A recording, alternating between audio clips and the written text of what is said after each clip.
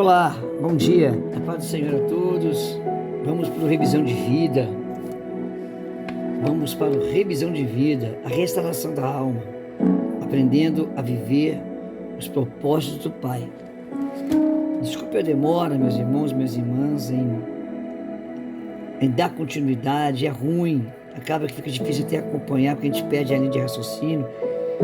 Eu estou revisando a vida e me replanejando a questão do meu tempo, administrando melhor para que eu possa ser mais sequencial. A sequência de estudos, ela nos ajuda a entrar, a viajar mais, a compreender mais. Eu estou aí nessa luta para me reorganizar em questão de administração de tempo, porque as necessidades da vida nos atrapalham muito a administrar tempo. Nós estamos falando sobre revisão de vida, sobre conceitos, sobre uma série de coisas. E nós falamos no último vídeo sobre a decisão. A primeira decisão para uma revisão de vida. Falamos sobre admitir, sobre sair da negação, sobre admitir a nossa fraqueza, o nosso problema, a nossa dificuldade. Porque isso aqui vai falar muito de relacionamento, já que a vida ela é constituída de relacionamentos. Já falamos isso aqui, não vou repetir, tem mais 2 vídeos para trás aí. Tudo na vida cristã, social, familiar, empresarial, tudo é constituído de relacionamentos e muito mais. E nós falamos sobre a ideia dos relacionamentos saudáveis. O relacionamento saudável ele tem 3 pilares. Estamos falando daí de admitir que temos que sair da negação. E a negação que eu digo, a gente não entendeu o nosso problema. E isso ocorre com pessoas da idade adulta. Vamos pôr aí, 21 anos para frente, já é época de revisão. Porque a pré-adolescência e a adolescência é uma fase de absorção. Nós absorvemos o mundo em nossa volta para formar e adquirir um caráter que nos conduzirá na vida. Quando a gente tem o apoio, tem a assistência devida na idade da pré-adolescência e da adolescência, torna-se mais fácil. Mas quando não temos, chega aos 21 anos de idade, que é a idade da maturidade, a idade adulta, muitos de nós entramos nessa fase ainda incompletos e passamos pela fase adulta cheio de problemas, cheio de situações e adoecemos a alma, o corpo, a mente e assim por diante. Então a gente tem que entender que o primeiro passo da revisão de vida é a admissão, é admitir. E esse admitir é eu entender que tem que ser da negação. A negação que eu falo, a autonegação. Nós falamos sobre isso, lemos o versículo de Marcos, capítulo 12, versículos 30 e 31.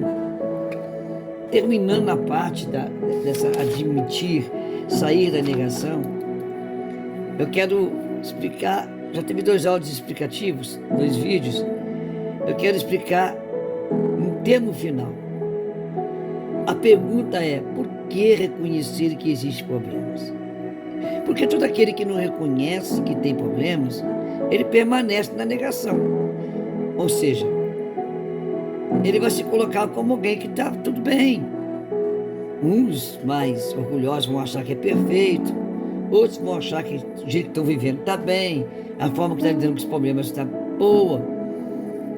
Muitos problemas de saúde, ligados à hipertensão, a diabetes tipo 2, a problemas psicológicos, ansiedades, né?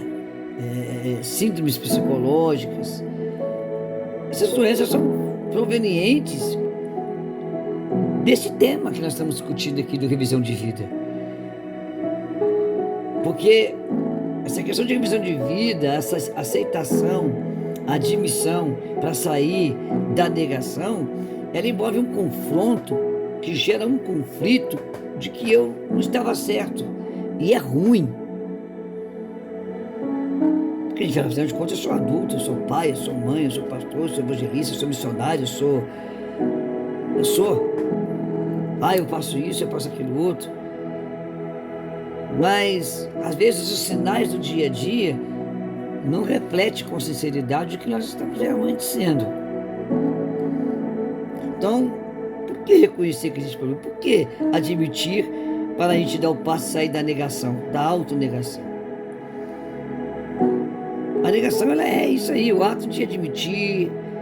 A negação é o ato de ignorar, de disfarçar a situação, desconversar, de forma intencional, para a gente esquecer uma situação que está gerando um fracasso. A gente não quer mexer com aquilo, porque tem tanta coisa que incomoda, tem tanta coisa que dói. E a gente, como eu falei, a gente passou dos 21 anos, nós somos muito reflexo de uma pré-adolescência, de uma adolescência mal assistida. Ou seja, não tivemos uma assistência espiritual, psicológica, paterna, materna devida. E a pré-adolescência e a adolescência é uma infância mal criada, mal educada. Aí, aonde que o boom vai estourar? Na fase adulta. Então, vamos meditar nisso. Vamos entender que não reconhecer problemas da vida nos leva a continuar vivendo erros do passado. E quando a gente fica aquele ciclo repetitivo vicioso dos erros do passado, da infância, da pré-adolescência, da adolescência, da mocidade, na fase adulta, nós vamos passar a ter medo de mudanças. As mudanças vão gerar um certo choque, vão gerar um certo susto na nossa vida, vão gerar um desconforto, que é mudar, é tirar as coisas de um devido lugar, passar para outro lugar, é sair de um lugar e ir para outro lugar, é deixar de fazer uma coisa e fazer outra, é deixar um serviço, uma profissão e ir para outra. É uma série de coisas mudar. E a mudança, ela causa medo quando não estamos prontos. O único meio de não ter medo de mudanças é quando eu sou uma pessoa que busco reconhecer meus problemas, que eu busco uma revisão de vida, que ainda que eu não goste, eu escuto amigos, amigas, parentes, mentores espirituais, aceito a opinião, os conselhos, ainda que aquilo me aflija, ainda que aquilo me choque, mas eu vou refletir e vou me encorajar a mudar. Não podemos ficar vivendo os erros do passado, sermos o passado no presente e o futuro vem, e no futuro vai ter um novo presente e eu continuo vivendo os erros. Não, eu tenho que mudar isso, eu tenho que dar atenção. Por que eu estou ouvindo certas coisas? Por que eu estou tomando certas advertências? Por que eu estou sendo corrigido? Por que eu estou perdendo meus relacionamentos? Por que eu estou perdendo na minha vida social, na minha vida conjugal, na minha vida familiar? Por que eu acabo me entregando a coisas que não fazem bem? Frutos da falta da admissão, do admitir que eu tenho que sair da negação, eu tenho que reconhecer.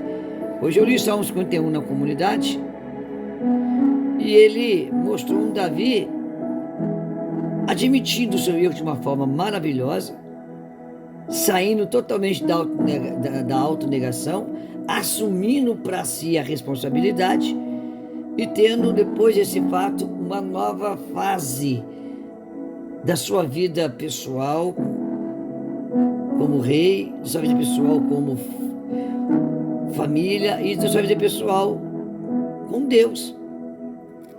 Davi, no Salmo 51, passa por um processo de choque, porque tinha algo na vida dele errado. Essa questão do adultério da vida de Davi é porque a história dele, o passado dele, havia uma acusação que ele poderia ser um filho bastardo, um filho de um adultério.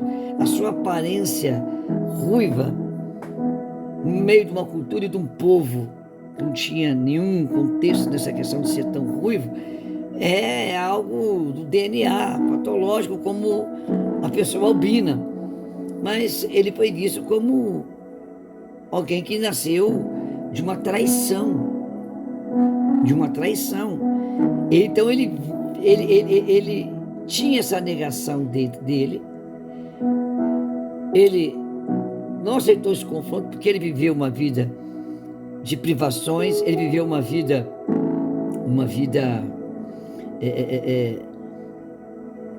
onde ele foi julgado, onde ele foi questionado, onde ele foi, né? Viveu uma vida ali abandonada, ele ficava lá no pasto cuidando das ovelhinhas, ninguém queria ele por perto. Naquele famoso momento que Samuel tinha que ungir um rei, ele não foi chamado, era um momento muito familiar, especial, quando o profeta vai na casa dele, toda a família tinha que estar ali reunida, era uma cultura fortíssima dos hebreus, mas Davi não estava lá. Davi era discriminado. Olha só, quando ele não teve o tratamento, Davi então ele entra no pecado do adultério de uma forma horrível. Ele gera a morte de um grande general de guerra, de um grande homem de batalha, de um grande braço direito dele, um dos 3 valentes que governavam que lideravam, né? Comandavam 3 batalhões de valentes. E Davi então acaba, por causa dos erros do passado, dos problemas do passado, ligado a ele diretamente ou ligado a eles indiretamente, ele preso aquilo, ele vivia dentro de uma negação, ele comete o erro de que a mãe dele era acusada de ser uma mulher adulta e ele ser um filho bastardo. Tá vendo aí a questão? Infância. Teve uma pré-adolescência, uma adolescência sem os devidos cuidados. Na fase adulta, um momento bom da vida dele, ele comete uma atrocidade terrível. É isso aí, para você entender o que nós estamos falando aqui. Por isso que eu digo, não reconhecer os problemas pessoais, problemas morais, emocionais, psicológicos, nos leva a continuar a viver constantemente alicerçados nos erros do passado e que vai nos alterar no presente e vai nos dar medo de mudar, porque mudar fala de futuro. Aleluia. Tem um texto no livro de Hebreus, capítulo 12, versículo 1 a 3, nessa linguagem do NVI, diz assim, ó: livremo-nos de tudo o que nos atrapalha e do pecado que nos envolve, e corramos com perseverança a corrida que nos é proposta, tendo os olhos fitos em Jesus, autor e consumador de nossa fé. Ele, pela alegria que lhe fora proposta, suportou a cruz, desprezando a vergonha, assentou-se à direita do trono de Deus. Pense bem, aquele que suportou tal oposição dos pecadores contra si mesmo, para que vocês não se cansem e nem se desanimem. Amados, esse texto mostra bem claro que Deus tem um plano de vida plena. Nós temos que perseverar nessa corrida de vida, naquilo que nos é proposto, olhando para Jesus, o autor de nossa fé. Ele tem um plano. Ele quer que nós tenhamos uma vida sem dependências emocionais, sem obsessões psicológicas. Ele quer que nós tenhamos uma vida sem feridas que nos tornam prisioneiros de obsessões e dependências emocionais, que nos dá uma série de problemas psicológicos, e às vezes a gente acaba, à vez de lutar contra, entra na negação e começa a aceitar. É normal ter a síndrome do toque, é normal ter não sei o que, a síndrome do tal, é normal ser deprimido, tudo isso é normal. Essa normalização do que não é normal, ela é simplesmente fruto da negação. E a negação é fruto da não admissão do que nós somos, do que nós estamos vivendo. Então nós temos que entender que Deus, Ele tem uma vida plena. A vida que Jesus fala, eu vim para que tenham vida e a tenham abundância, é uma vida de superações, é uma vida que há fases de problema, mas essas fases de problemas passam porque eu estou em Cristo, eu sou nova criatura, o Espírito Santo de Deus é a pessoa de Deus representada dentro de mim, de você. Você não pode normalizar certas fatalidades psicológicas e emocionais como normais. Não que você não deva ter, eu já tive. Há momentos que eu tenho problemas, mas são fases que passam e logo eu desperto na fé, fitando meus olhos no autor e consumador da minha fé, que é Jesus Cristo, aquele que desprezou a vergonha. Desprezou a vergonha quando esteve na terra, foi humilhado, foi escorraçado. Ele não se vendeu à vergonha, ele não se deu na fraqueza, não ficou lá na mulher. Não. Eu sou filho de uma mulher que supostamente adulterou. Maria, engravidou antes de se casar, do Espírito Santo.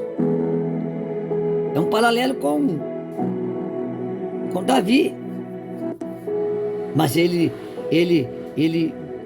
não ficou ali, ele desprezou a vergonha, ele ignorou os fatos que poderiam deprimi-lo, derrotá-lo emocionalmente, mas ele venceu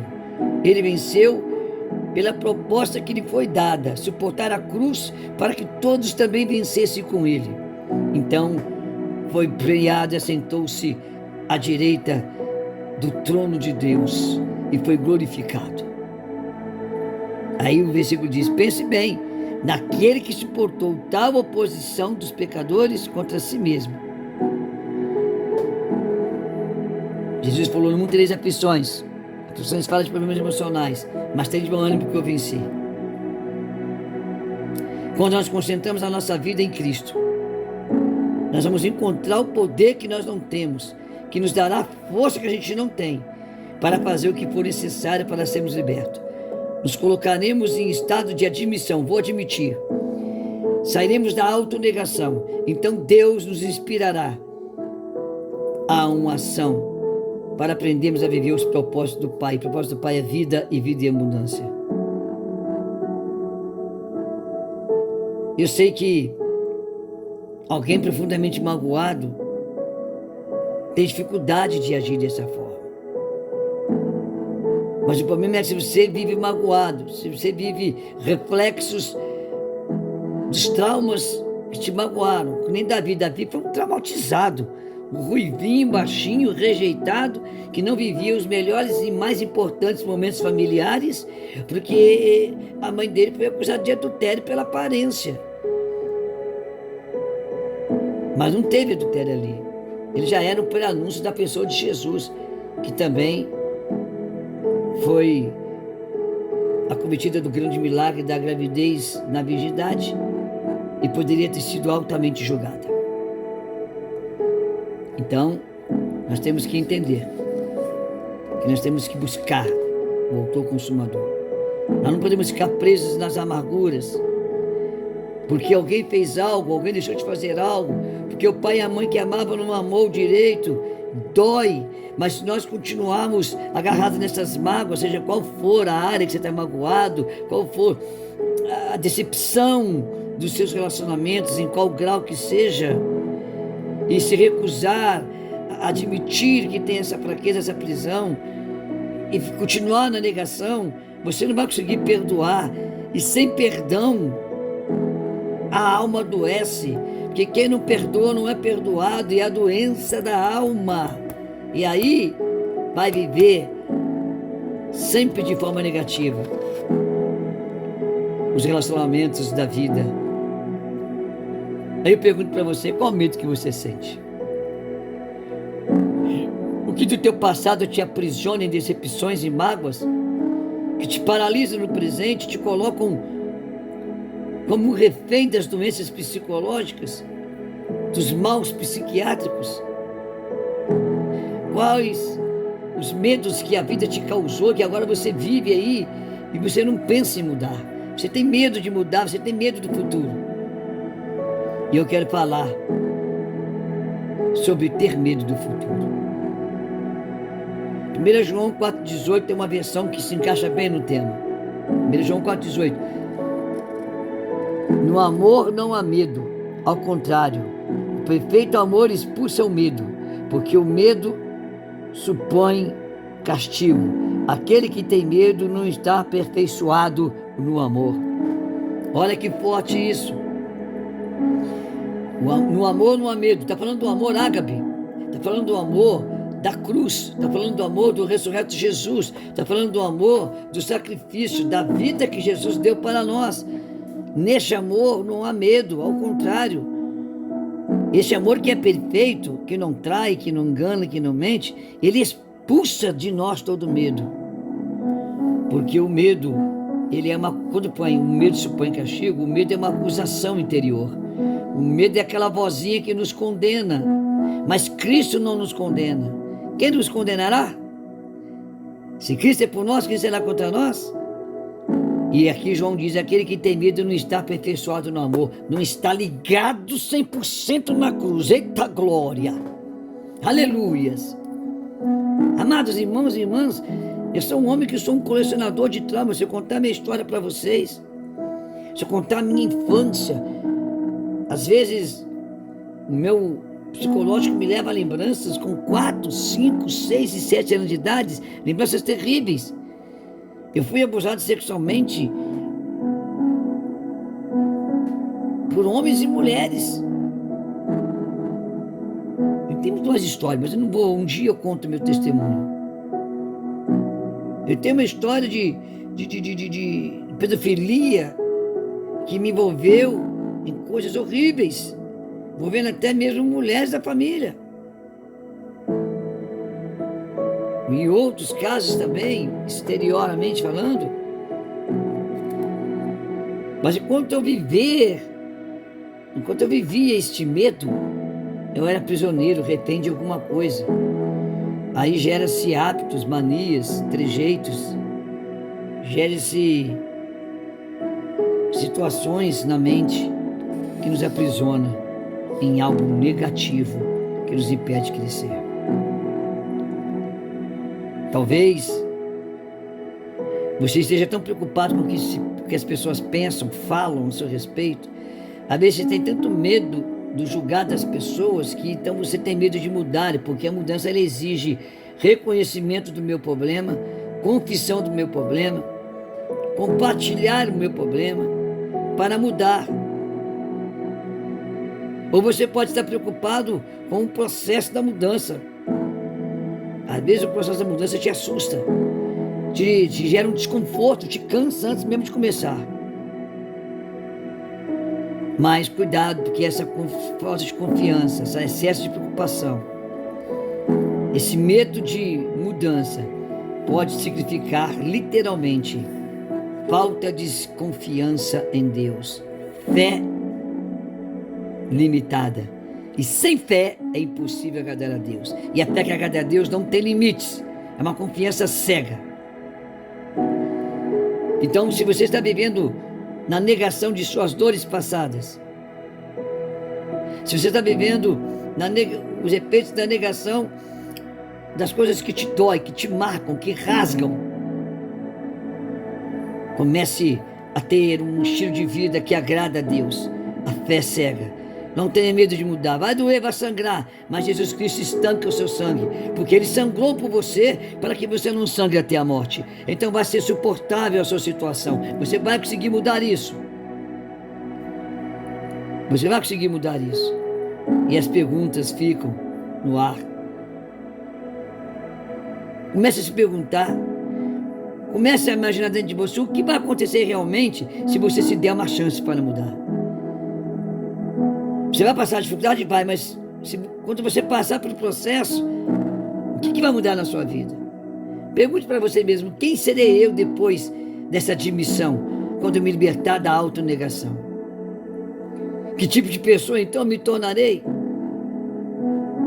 Eu sei que entre essas perguntas pode sugestionar na sua mente alguns comentários que são comuns na mentalidade de uma pessoa que está vivendo a negação.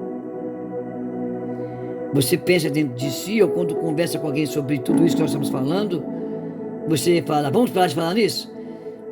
Ah, essa questão não vem ao caso agora. Agora já é muito tarde, não adianta mexer mais com isso. Eu supero. Vamos mudar de assunto? Ou às vezes você dentro de si indaga. Se eu não tocar mais nesse assunto, se eu esquecer disso, isso passa, com o tempo passa. São coisas que remoem dentro da gente, tá?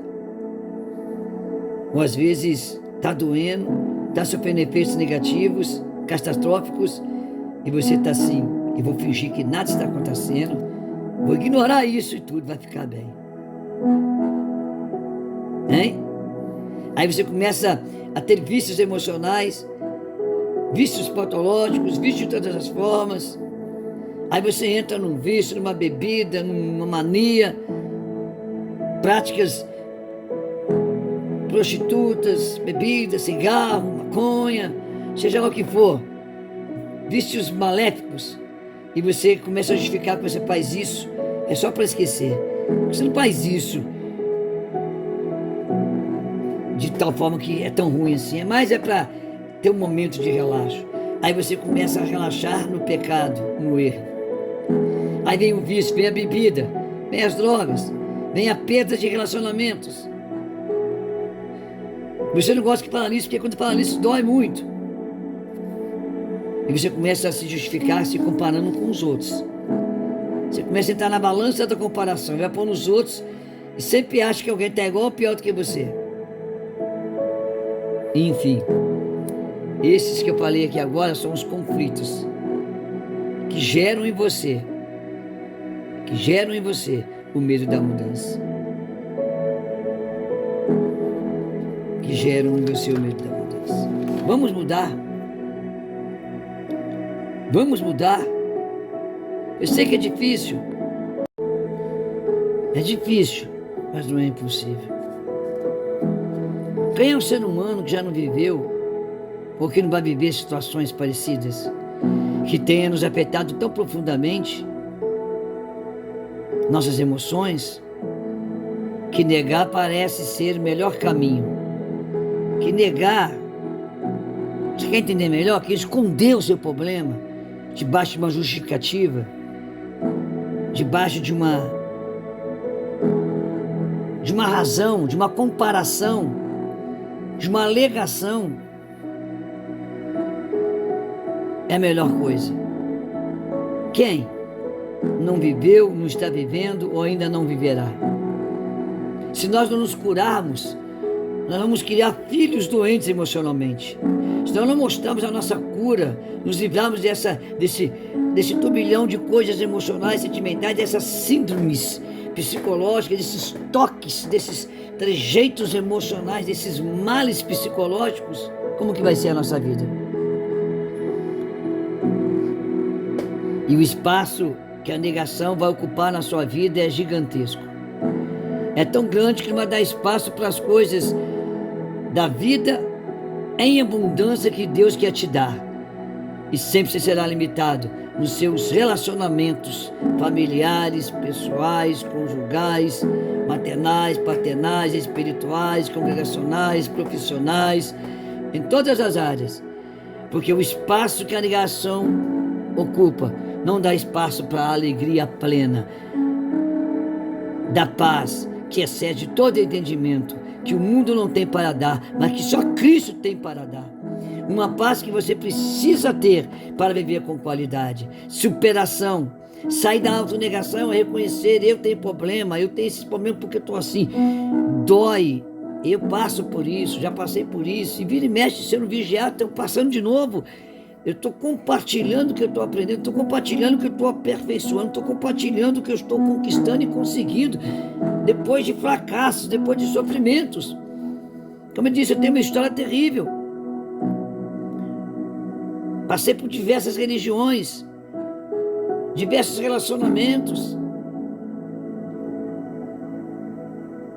e fiz da negação a minha prioridade, e ela ocupou um espaço que impediu eu ser feliz, me limitou no meu mundo que eu achava certo, no meu mundo justificado por mim mesmo, no meu mundo explicado por mim mesmo, mas não no meu mundo segundo as Escrituras Sagradas, sobre viver os propósitos divinos do Pai em nossas vidas, da vida. Porque Jesus Cristo veio para que tenhamos vida e a tenhamos em abundância. Essa vida em abundância é uma vida positiva, livre, isenta de escravidões, com problemas, mas teremos uma paz que excede a razão que nos perturba, uma paz que excede a razão que nos rouba os direitos de vida, então seremos mais do que vencedores sobre todas essas coisas. Não deixe o espaço da negação ser o espaço que domina a sua vida e te priva da vida abençoada. Glória a Deus. Isso aí é por hoje. Nós vamos falar agora os meios de sair da negação. Admitimos? Glória a Deus. Agora tem a negação. Como que eu saio dela? Nós vamos falar sobre isso. Amanhã eu estou em casa tranquilo, eu vou fazer um outro vídeo sobre isso. E vamos falar mais. Vamos falar sobre agora os meios. Mas eu quero te perguntar, você se compromete a sair da negação? Sim ou não? Se você dizer que sim, fica ligado que amanhã tem outro vídeo que vai ser postado no canal. Escreve aí na sua Bíblia, escreve aí alguma coisa que você usa muito para ler.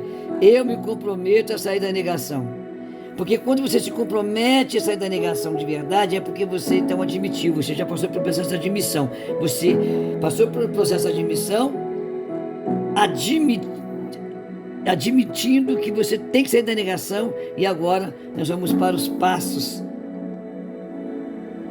de como, das dicas, perdão, de pequenas dicas, para que você evolua e construa as estratégias para sair da autonegação e se libertar das prisões psicológicas. Em nome de Jesus, em nome de Jesus, em nome de Jesus Cristo, porque o sangue de Jesus, o Yeshua Mashiach, ele tem poder, e a palavra de Deus é viva e eficaz, mais penetrante que a espada de 2 gumes, apta para discernir pensamentos, intenções, juntas e medulas, separar a alma do espírito e fazer você entender quem você é segundo a palavra, o que você pode ser segundo a palavra e aonde você pode chegar segundo a palavra. E se você estiver vivendo o processo da negação, você vai se libertar e vai ser mais do que vencedor, tendo vida, mas vida em abundância em Cristo Jesus, que é o autor e consumador da nossa fé e nos dá vida, com a paz que excede todo entendimento, em nome de Jesus. Amém. Eita Deus grandão, que o Espírito Santo te conduza, que o Espírito Santo te revele, que o Espírito Santo te convença, que ele geme em você agora aí, com gemidos inexprimíveis, intercedendo esse clamor da sua alma, esse grito desesperado, esse grito silencioso e desesperador, que não deixa você sair da negação dos teus problemas que estão te derrotando. Não viva uma aparência, não crie um mundo de libertação mentiroso só porque você não quer ser ferido, confrontado. Deixa ferir, deixa arder, deixa sair sangue. O bálsamo de Gileade, o sangue de Cristo, vai curar, vai estancar, vai renovar. Amém e amém.